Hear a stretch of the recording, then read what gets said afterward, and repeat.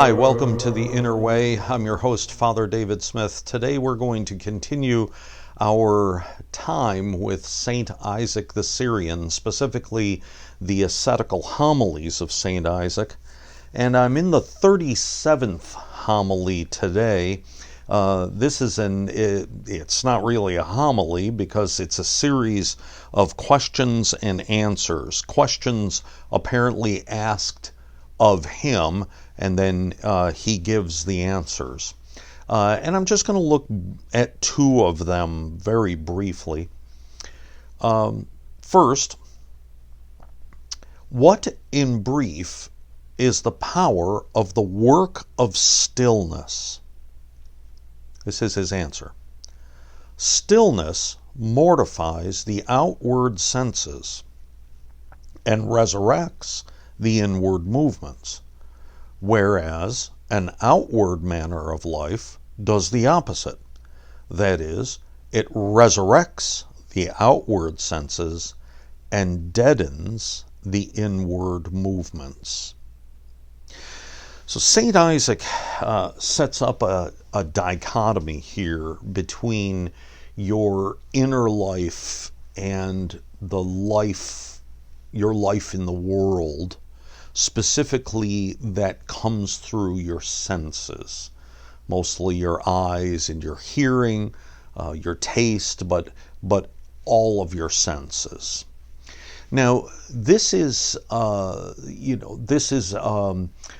monastic practice to try to deaden the senses as much as possible, the senses of the world. So in a monastery, they're not going to be, listening to music while they're working or watching TV or something like that. They are trying to cultivate the inner life, and that occurs when they turn their backs on the outer life, the life of the senses.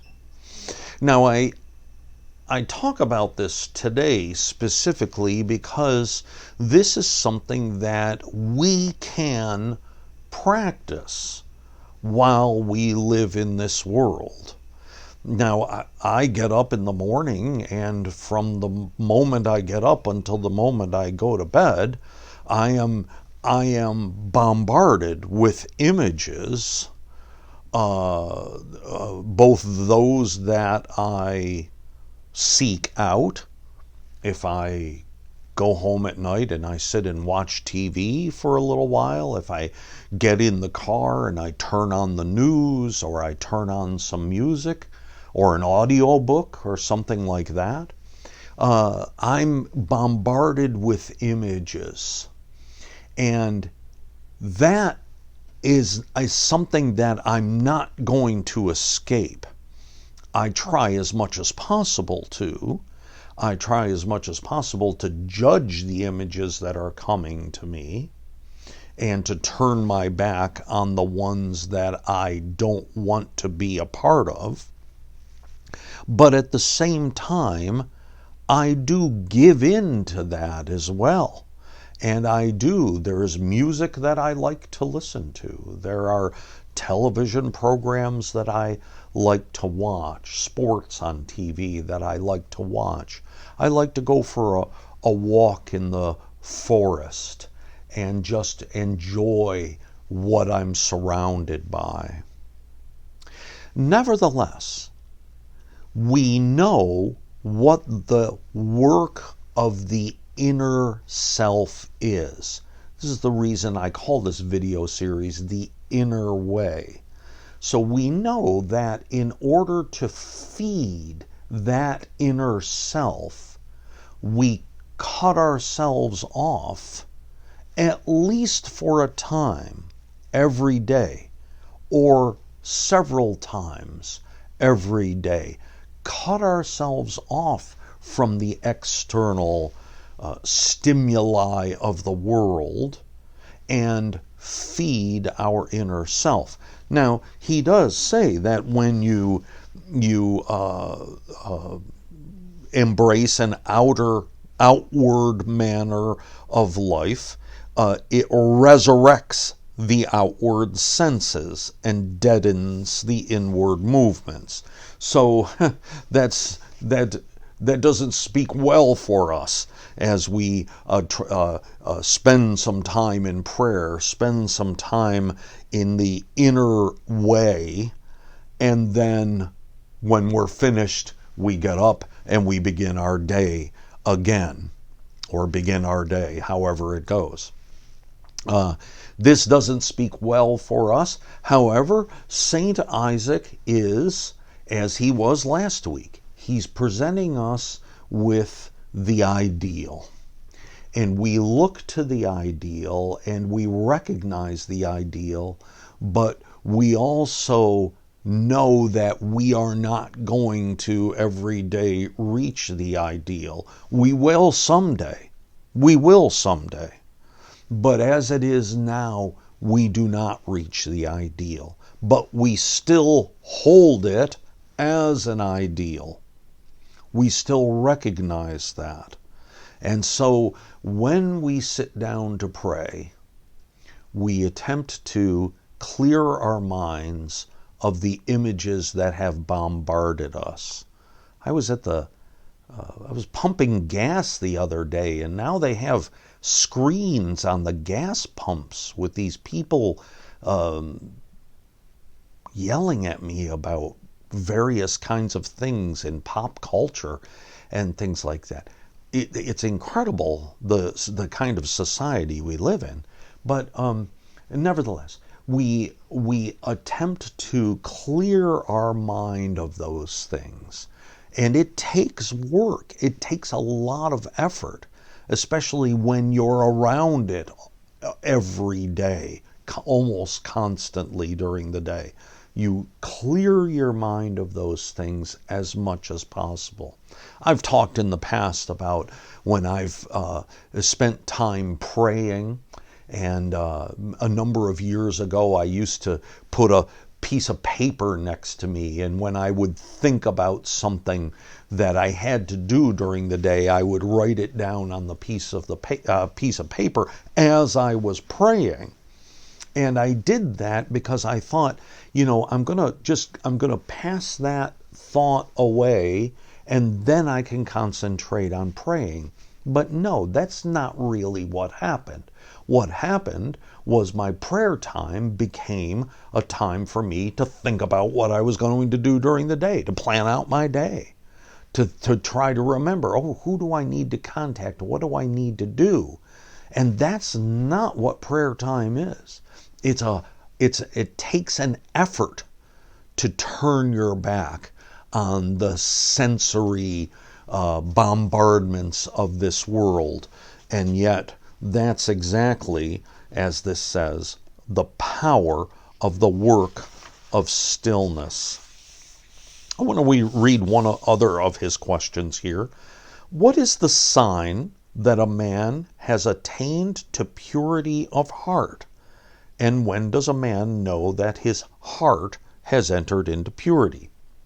The answer: when he sees all men as good, and none appears to him to be unclean and defiled, then in very truth his heart is pure.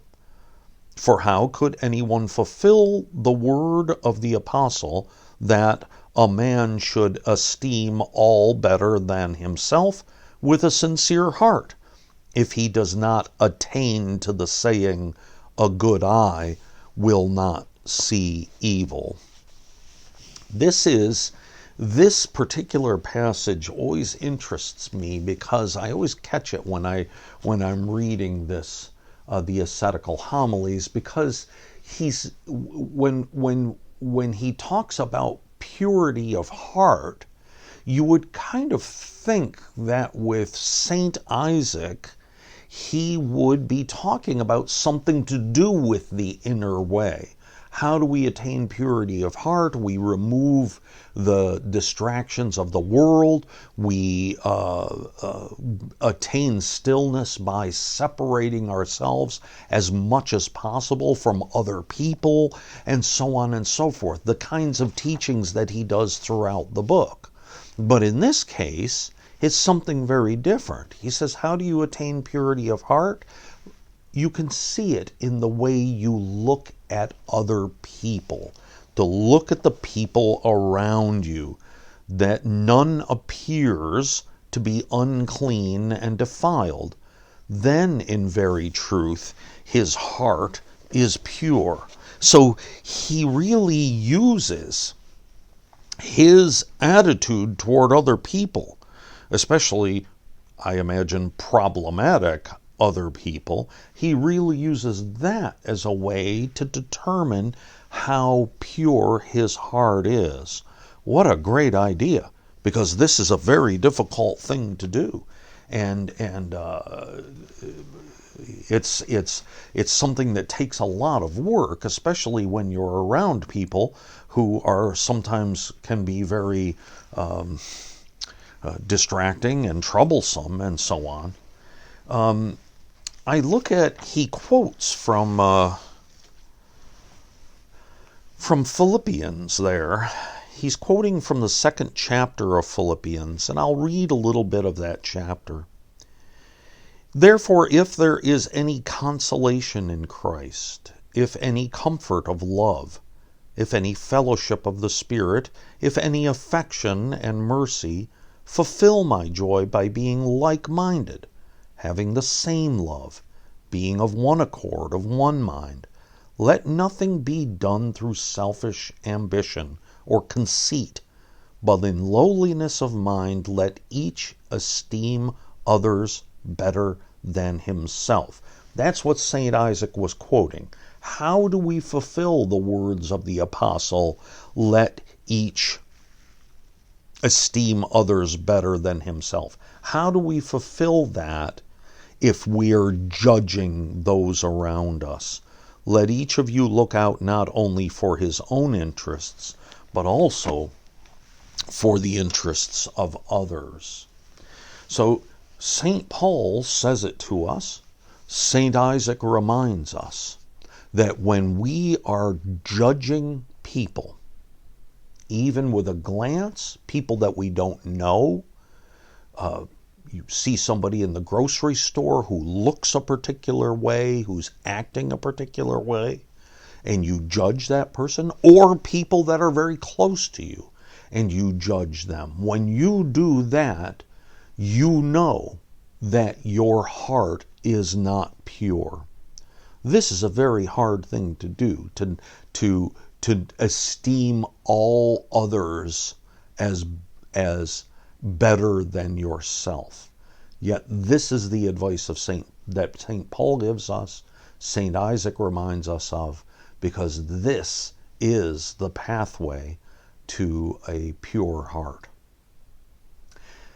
Well, brothers and sisters, next week we're going to continue our time with St. Isaac the Syrian. I hope you can join us. And until then, God bless you, and I'll see you in church.